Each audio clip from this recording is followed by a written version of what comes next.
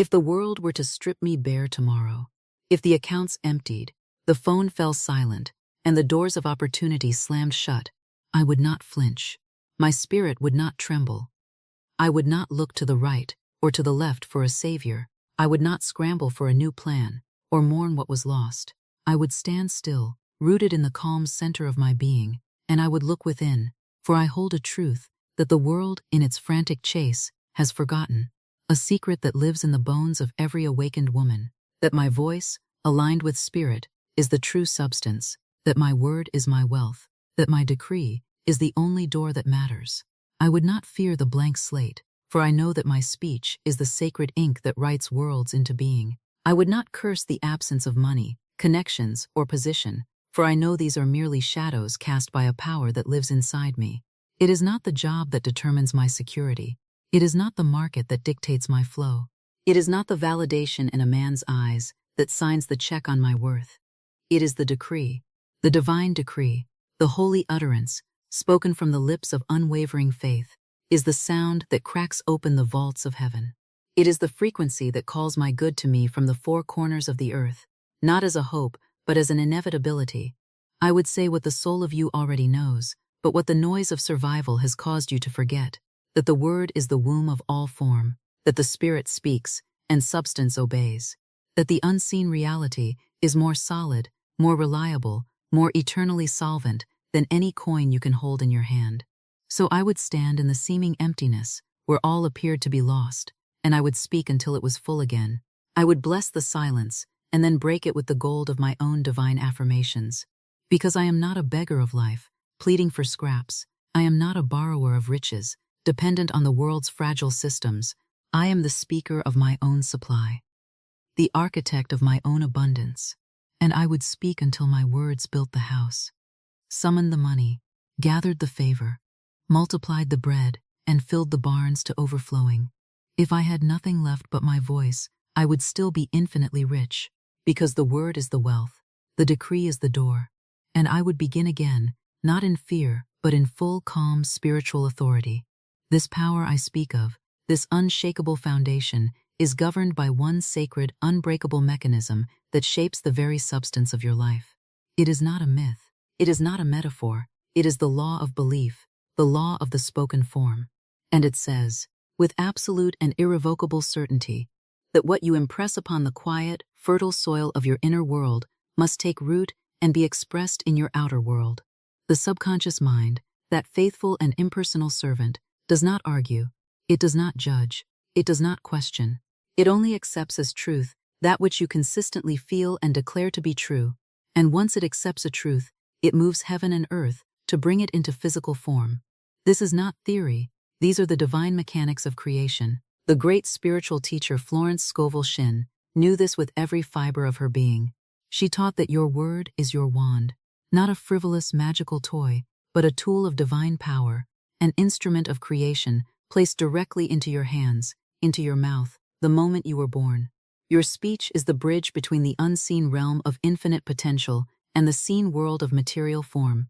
Most women walk through this life believing they are at the mercy of circumstance. They pray for change. They hope for a breakthrough. They wait for a door to open. They are describing their reality instead of defining it. They are reacting to life instead of creating it. But the awakened woman, the woman who is remembering her power, understands that she is not here to wait. She is here to speak. Your voice, aligned with the unshakable truth of spirit, is your true and eternal bank account. It is your line of credit to the infinite. It is your access to the unseen storehouse, where all good things already exist, fully formed, waiting only for your call. It is an unchangeable law that what you impress upon your subconscious mind must be expressed in your affairs. And most people live in a state of quiet poverty, not because God is absent, but because their own speech denies him.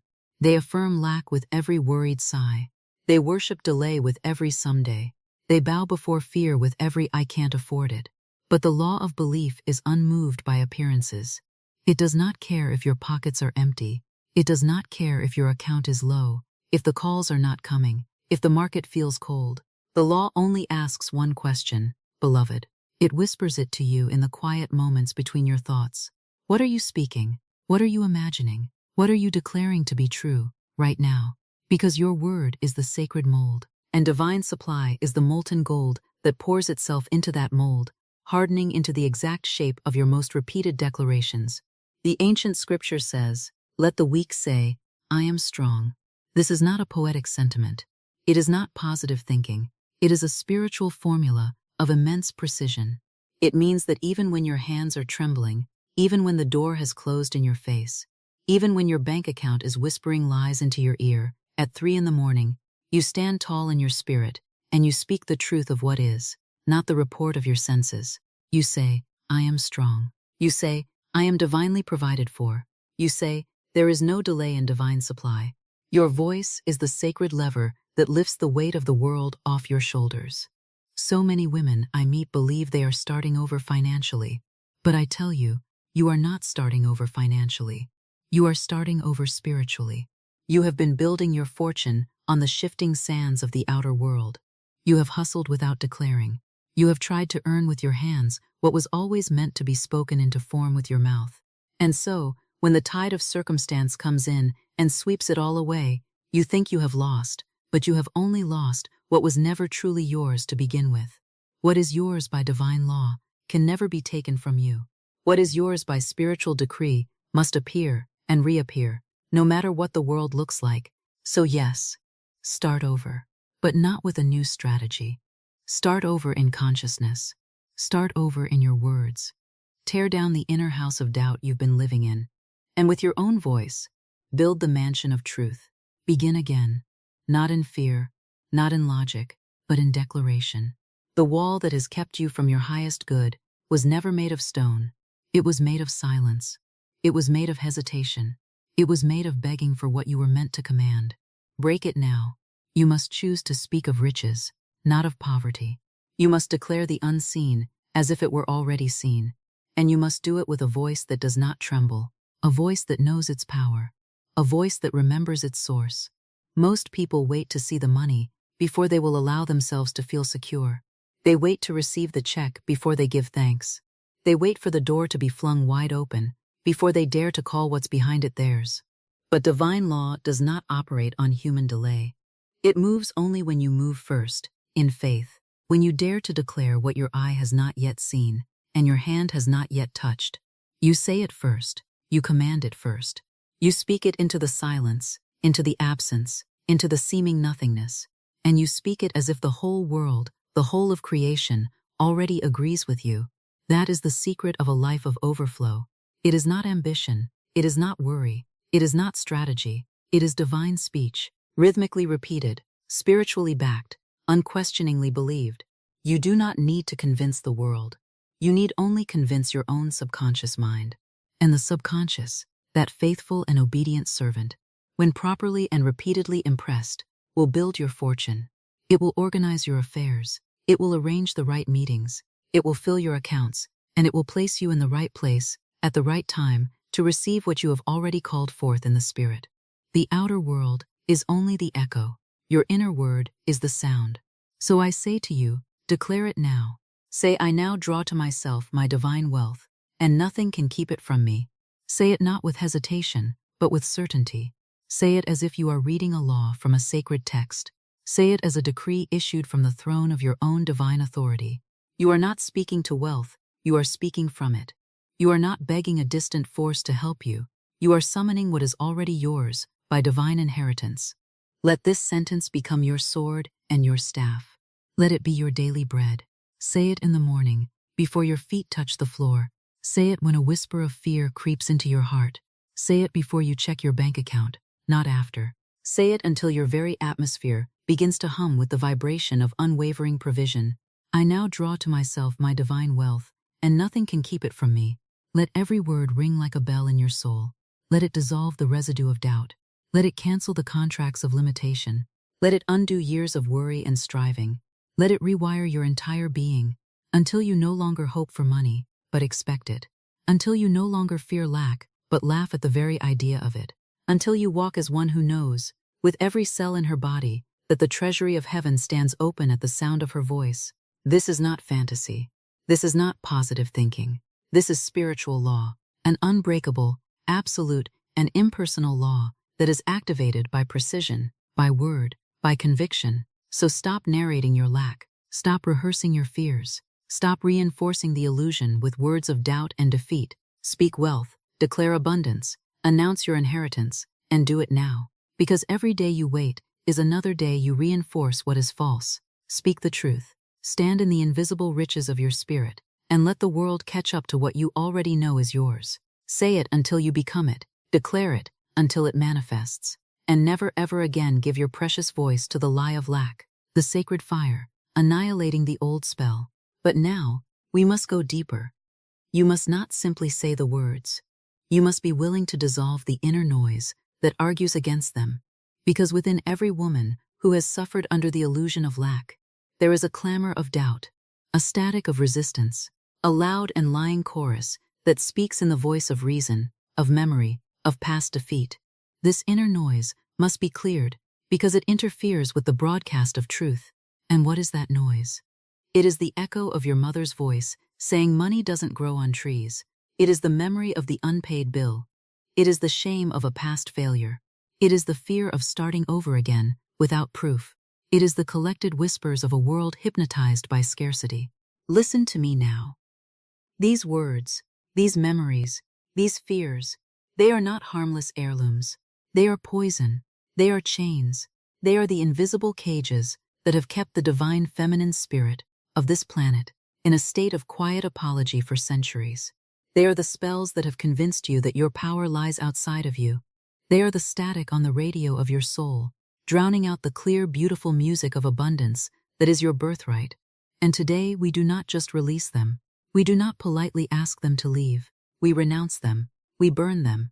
We take the sacred fire of truth and we reduce these lies to ash. You will look them in the eye. You will feel their ancient hollow weight, and you will say with the full force of your awakened soul, "You have no power here anymore. You have no home in me. You have no authority over my life. I am a child of God, and my inheritance is abundance. Be gone." Feel that. Feel the breaking of the spell. Feel the space that is created. Now into that sacred clean space, you must plant a new seed. This is the divine mechanism of the law of substitution. It is as old as creation itself, written into the invisible structure of your being. It commands that no two things can occupy the same space in your consciousness at the same time. You cannot truly believe in wealth and lack simultaneously. You cannot serve both fear and faith.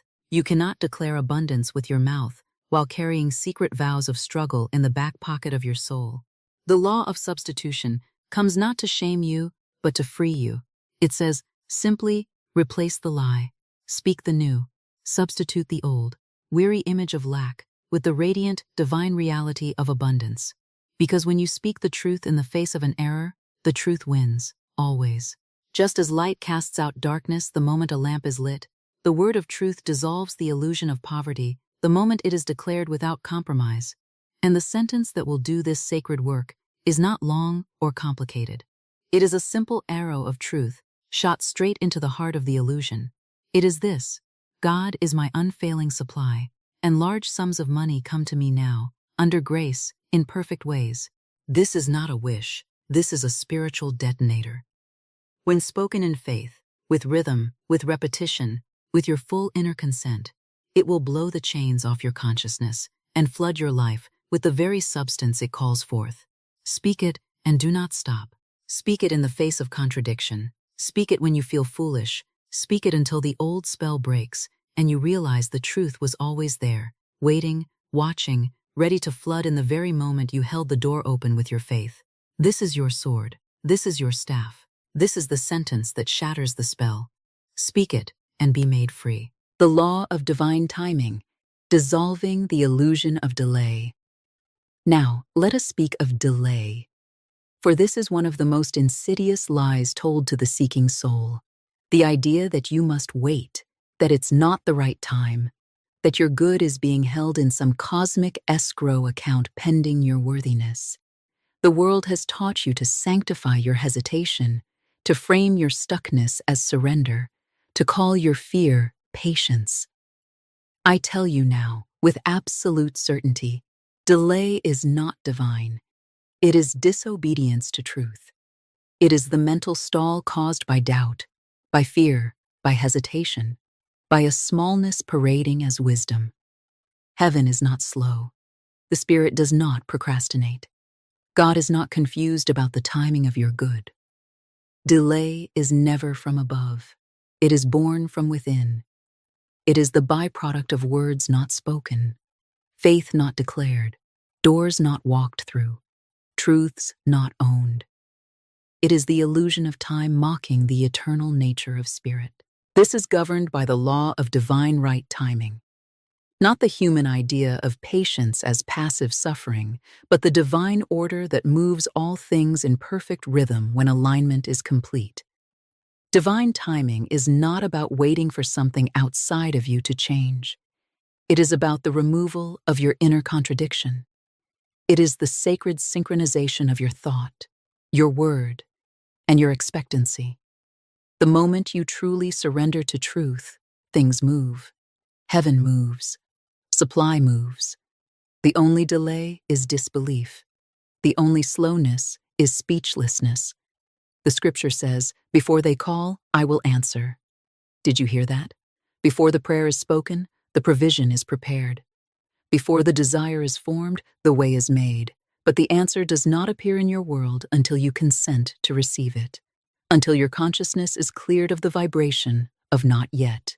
It is waiting on your green light, not God's. So stop calling your hesitation divine. Stop romanticizing waiting. Stop interpreting your own resistance as God's timing. Divine timing moves as fast as your faith, and your faith is activated by your word. Speak this now, and let it dissolve the mirage of time.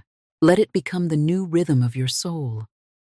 What is mine by divine right cannot be late. It rushes to me now, under grace. Say it until the old habits of waiting break. Say it until you no longer check the clock or the calendar for permission to receive. Say it when the world says it's not your time. Say it when the door seems shut. Say it when the voice of logic whispers that things take years, that wealth must accumulate slowly. Say it louder than the voice of caution, because you know that divine order does not run on human time. It runs on truth. And truth moves faster than any appearance. What once took years can collapse into weeks. What once seemed distant can appear suddenly, because you stopped pushing it away with your own words of hesitation. You do not manifest by waiting. You manifest by speaking, and you speak in the tense of spirit, which is always, eternally, now. The law of command, speaking as the master, not the servant. And now we must speak of money itself. You have been trained to see it as a master, a goal, a scarce and unpredictable creature to be chased and captured. This is a profound error in consciousness. Money is a servant. It is divine substance in material form, and it is designed to be responsive. It listens to the voice of command. It does not lead, it follows. It does not initiate, it responds. It has no will of its own, no agenda, no power apart from the energy and instruction given to it by the one who speaks from spiritual authority. If you do not command it, it will drift, following the anxious, fearful voices of the world. It is not summoned by need, it is summoned by command. It is not attracted by panic, it is magnetized by the calm presence of one who knows their place in the divine order. This is the operation of the law of command. A spiritual law, immutable and unbreakable, that separates the wanderer from the demonstrator. The law of command is not a metaphor. It is spiritual mechanics. It is the clear, unwavering declaration that spirit responds to conviction and that substance organizes itself around authority. The Roman centurion understood this law perfectly when he said to the master, "Speak the word only, and my servant shall be healed." He wasn't asking for a ritual or a physical touch. He knew that true power moves through word, not through force. He recognized that all matter, all circumstance, all so-called sickness and lack must bow before the voice of unwavering command. And yet, how many times have you whispered when you should have declared? How many times have you asked when you were meant to command? How many times have you described your situation when you were meant to define it? This is why your world has remained half-built. You have been polite with the law instead of powerful in it. You have spoken as a tenant instead of as an heir. The law of command says this: what you will not say with certainty, you cannot sustain in reality. What you hesitate to name, you will hesitate to receive. So I tell you now, speak boldly. Call it forth. Issue your decree. Stop negotiating with the unseen as if it is reluctant. It is not reluctant. It is obedient. But it obeys the voice of spiritual clarity, not mental chatter or anxious pleading. Declare this and feel the shift in your very spine from asking to ordering. I now command riches to serve divine purpose through me. You are not ordering from a place of arrogance. You are aligning with your divine identity. You are commanding money not to serve your ego, but to expand divine order, not to prove something to others, but to prove the immutable power of the law. And law, once spoken with rhythm and repeated until it carves a new groove in the stone of your being, must obey. Fortune is not deaf. It is not deciding. It is waiting, waiting for the sound of your faith. And when it hears it, it follows. Every time. The law of identity, awakening the wealth within. Finally, we arrive at the root of all manifestation, the throne room of reality, the most intimate and powerful of all spiritual principles, the law of identity. The scripture says, as a man thinketh in his heart, so is he. Not as he hopes, not as he wishes, not as he performs, but as he is in the deepest chamber of his being, his inner image, his spoken self-definition, his silent declarations repeated day after day until they harden into atmosphere. You see, the world is not responding to what you do. It is responding to who you believe you are. And if you continue to speak, act, and feel like one who is seeking, searching, begging, surviving, adjusting, or waiting, then you can only ever receive what matches that vibration. The universe can only give you what you agree you are. But the moment you shift into identity, into the I am, into the spoken form of who you truly are in spirit, you begin to emit a frequency that no appearance can ignore. Because law does not respond to personality, law does not respond to effort, law does not respond to struggle. Law responds to identity, to form, to vibration, to a word backed by the full conviction of being. And when you say, I am the wealth of God made visible, you are not playing with language. You are activating divine code. You are drawing the unseen self into visibility. You are calling forth the inner millionaire, not from fantasy, but from spiritual memory.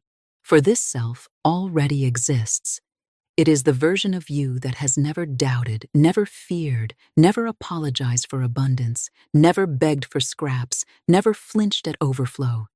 This version of you was formed in divine substance and clothed in divine law before the world began. And the only thing that has held it back is your refusal to speak it forth. Identity is not found. It is declared. The servant may ask. The beggar may hope. But the heir declares. The heir walks in the authority of I am, and until you walk in that rhythm, until you speak from that name, you will remain outside the gates of your own estate. But when you speak the millionaire within into form, when you call it forth as if it were already done, when you align every thought, action, and atmosphere with that identity, then the world must conform, not by chance, not by effort, but by law. So now you must do what few dare to do. Not just believe you are wealthy, but speak as the wealth itself. Not as one in pursuit of abundance, but as the embodiment of it. You must say, until every cell of your body believes it, I am the wealth of God made visible. I do not chase money, I reveal it. Say it until the chase dissolves.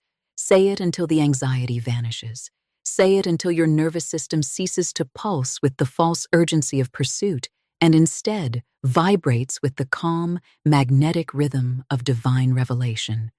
You are not here to run after provision. You are here to stand still in truth and let provision recognize you, align with you, find you, flow to you. You must stop imagining that money lives outside of you. You must begin to know deeply, absolutely, that the only wealth that matters is the wealth you carry in your voice. Speak it until your tone changes. Speak it until your spine straightens. Speak it until you no longer interpret opportunities as lifelines, but as rightful appointments. Speak it until every interaction you have carries the aroma of overflow. Until you walk into rooms and lack fleas because it cannot find a home in you anymore. This is not fiction. This is not ego. This is spiritual truth spoken into a world that has forgotten its source. You are not here to perform for prosperity. You are here to reveal it. And the way you reveal it is by declaring it without hesitation, without apology. I am the wealth of God made visible. That is the law speaking through you. That is God remembering himself in your form. That is truth wearing your voice. You are not becoming. You are remembering. You are not chasing. You are revealing. And your voice is the instrument of that revelation. Your sacred labor, the final installation. And now, beloved, let the final veil fall. The last illusion that your voice is weak, that your words are mere sounds. That is the lie you must tear out now. Your voice is the carrier of divine vibration. Every syllable you release in faith sends a command through spiritual substance that reshapes the field around you. The reprogramming is not just about what you think. It is about what your entire being vibrates. And that vibration is shaped by repetition, by rhythm, by sound, by sacred language spoken so consistently that the body begins to believe it, the mind begins to obey it, and your external life begins to conform to it without resistance.